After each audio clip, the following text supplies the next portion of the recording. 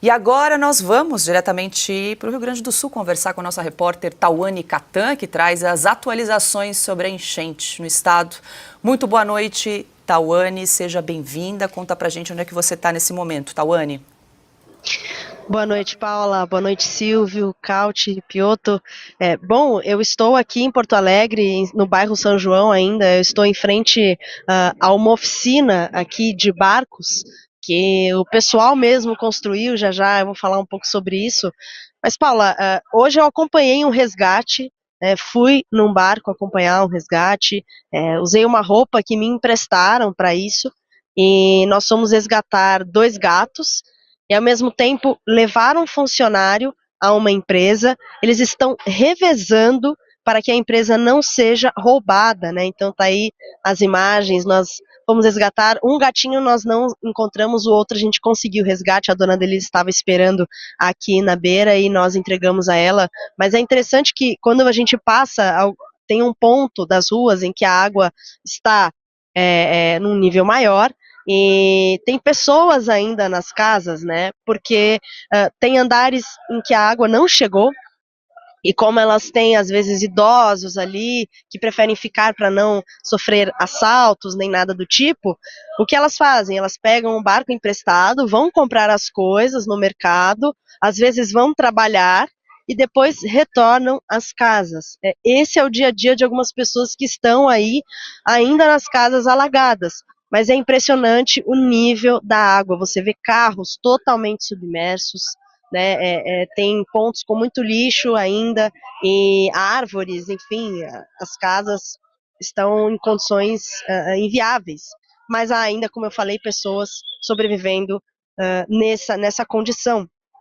E às vezes a pessoa vai, passa 3 dias fora. Nós encontramos um guarda municipal que estava morando num condomínio, passa 3 dias fora, depois volta, passa mais 3 dias ali, enfim, e assim eles vão lutando, sobrevivendo. E aqui, como eu falei ontem, reforço novamente, não para, né? Não para mesmo.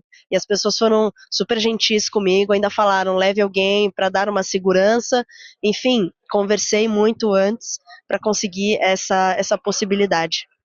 Eu vejo uma outra coisa. Tauane, e conta pra gente como é que está o comércio local. Nós conversamos um pouco antes de entrar no ar, você visitou alguns comerciantes que estão servindo ali, você até comentou comigo com um quartel-general, abrigando, servindo de centro de distribuição, alguns restaurantes, lojas. Relata pra gente isso. Alguns locais que estão secos, né?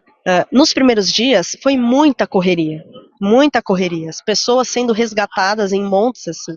Então, algumas autoridades até chegaram a pedir a um ou outro estabelecimento, nós podemos deixar as pessoas aí, e assim foi criando esse movimento. Só que o estabelecimento preferiu ficar como um QG mesmo, um quartel-general. Então, um restaurante, você vê as cadeiras em cima das mesas, assim, e você tem colchões, tem um ponto de alimentos, de doações, de roupas, tem pessoas morando ali, né, funcionários, sobretudo, que já estavam naquele estabelecimento, para não fechar, não correr o risco também de assaltos, e eles acabam servindo de casa, né, para algumas pessoas, ou porque estão perto da beira da água, vem o resgate, elas se alojam ali por um tempo, fazem a triagem também naqueles pontos, comem alguma coisa, porque eu vou te falar, Paula, é muito frio mesmo. Agora deve estar aí por volta de 7, 8 graus, então na água a gente sai até se seca, e ainda assim os meus pés ainda estão gelados, mesmo que eu tenha conseguido aqui colocar um tênis.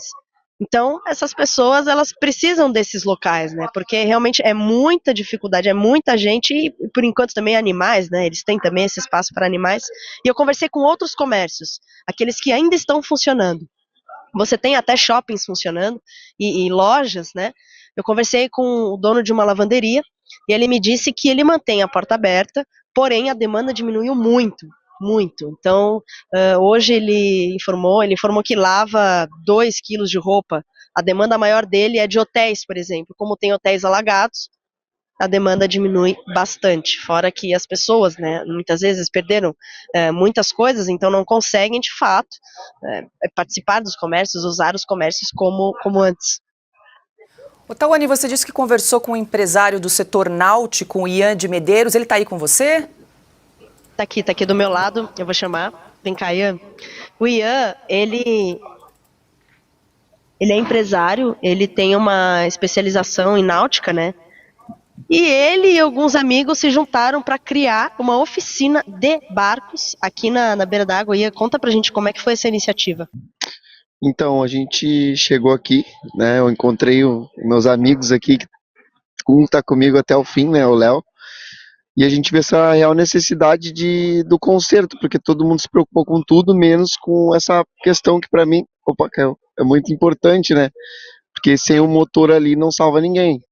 Então a gente correu aqui com a ajuda de muitas pessoas, inclusive a Cris, do plantão materno, que quando a gente estava para cair, assim, desistir de ajuda, ela chegou e deu um apoio com doações das pessoas. Então, total agradecimento a ela e os meus amigos todos que estão ali na mecânica, que é tudo voluntário. E a gente acha que está fazendo a diferença aqui. E o que mais falta para vocês? Qual que é a maior dificuldade de recurso? Cara, a gente quer partir para locais que estão mais necessitados, né? Tem uns locais que precisam entrar, por exemplo, no Guaíba, precisamos de um equipamento um pouquinho mais potente, né? Que é perigoso entrar com barco com baixa capacidade, né? E algumas coisas como hélice, algumas ferramentas específicas. Então, é basicamente isso assim, que a gente precisa. Obrigada, Ian. É isso, Paula. É muito legal porque, inclusive, o pai do Ian estava dormindo aqui na parte de fora. Aí eles conseguiram um lugarzinho para ele dormir na parte de dentro. O pai dele é super ativo. Eles são, ao mesmo tempo, eles conversam, eles tentam distrair quando dá, mas são super atentos ao que está acontecendo. Eu sempre vejo, antes de chamá-lo aqui no ao vivo, ele está conversando, sempre prestando atenção, assistência a uma demanda. Então, realmente, a organização deles aqui é muito boa e eficaz, pelo que eu noto de movimentação. Tawane, Adalberto Piotto está aqui ao meu lado, também quer te fazer uma pergunta.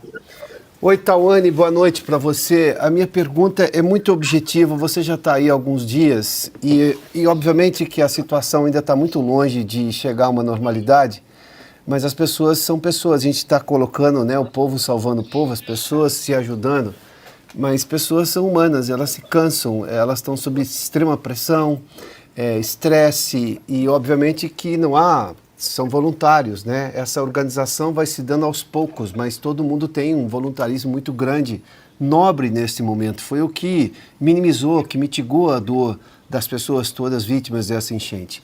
Mas como é que está agora, obviamente, o psicológico das pessoas? Como é que elas estão se alimentando também de energia pessoal para continuar oferecendo o melhor que elas podem numa situação como essa? Porque o tempo vai passando, a dificuldade ainda é muito grande. É natural que em algum momento bata o cansaço, né? Bata esse momento em que afeta o psicológico. Como é que você tem visto? As pessoas, elas em algum momento demonstram esse cansaço mental também, o que é absolutamente natural antes de qualquer coisa, é muito natural. E óbvio que nós estamos preocupados com isso também, mas como é que você tem visto isso? O que você tem percebido? Você que tem trazido aí tanta sensibilidade do que tem visto para nós aqui, mas como é que você tem visto essa questão? Olha, Piotto, boa noite. Sim, eles demonstram o tempo todo. Então, eu acompanhei voluntários, acompanhei resgatistas, até mesmo conversei com pilotos, com PM, né? E assim, os voluntários, empresários, ou pessoas que estão aqui sem ordem de ninguém, vira e mexe, quando tocam no assunto, eles acabam chorando, de alguma forma. Então, comenta alguma coisa, porque hoje eu fiz tal coisa, aí começa a chorar. Conversa, fala que está cansado, tanto que eles estão tentando, e se eu não me engano, conseguiram um hotel aqui do lado para conseguirem dormir, porque muita gente com dias sem dormir, né, ou encostam na cadeira e dormem, então eles demonstram essa fadiga, às vezes por meio de um choro. Por isso mesmo, tive algumas entrevistas em que eu deixei eles falando simplesmente porque eu já percebi que não era mais informação, era desabafo.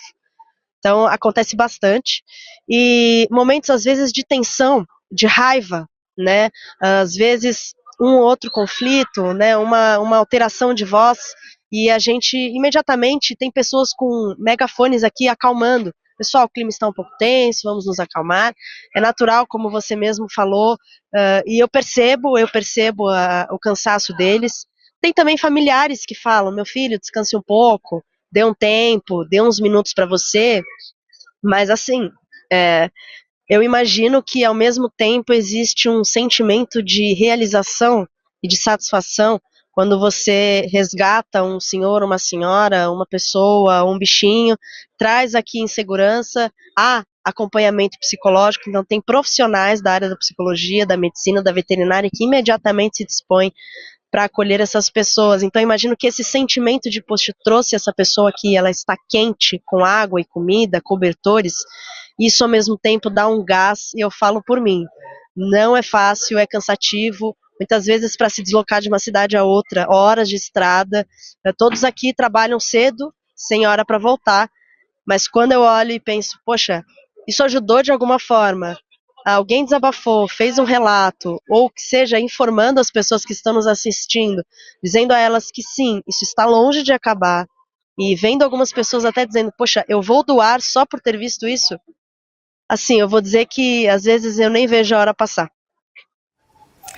Tawane Catan, direto de Porto Alegre. Tawane, muito obrigada mais uma vez pelas informações. É tão importante, nós comentávamos aqui, né, o olhar do repórter que está lá em loco todos os dias, acompanhando, selecionando relatos, porque a gente está aqui longe, né, não consegue dimensionar. É tão importante o jornalista sujar os pés, né, molhar os pés nesse momento e conversar com as pessoas e trazer esses relatos, porque afinal de contas são pessoas que estão em sofrimento nesse momento há vários dias no Rio Grande do Sul. Mais uma vez, mande o nosso abraço, Tawane, e você volta conosco para mais informações a qualquer momento. Bom trabalho para você.